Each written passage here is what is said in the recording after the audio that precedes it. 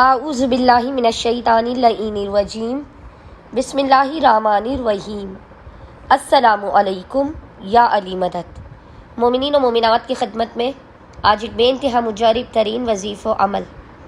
ماہ ذی الحج کے آخری جمعہ،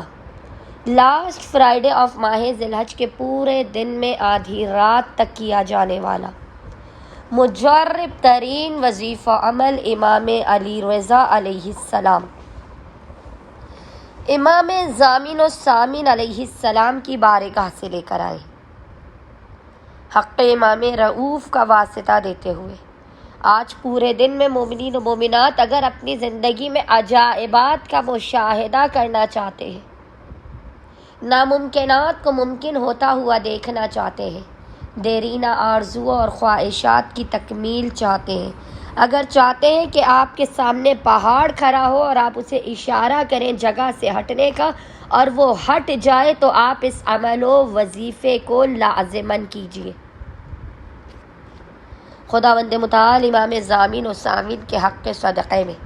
اس جلالی توسل کے صدقے میں آپ کی ہر حاجت کو اپنی بارگاہ میں لازماً قبول و مقبول کر دے گا۔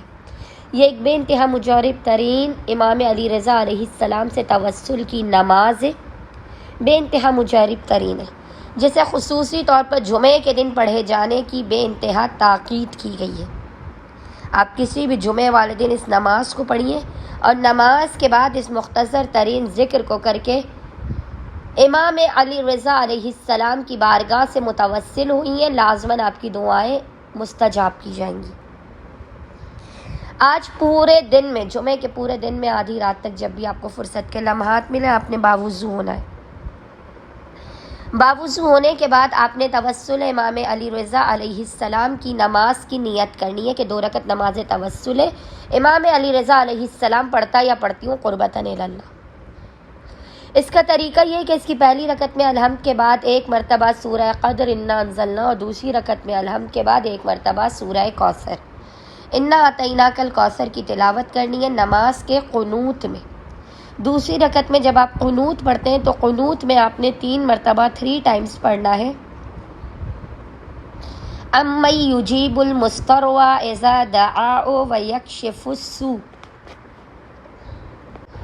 اور نماز مکمل کرنے کے بعد تسبیح بی بی فاطمہ الزہرا سلام اللہ علیہا پڑھنے کے بعد آپ نے پیشانی کو سجدے گاہ پر رکھ کے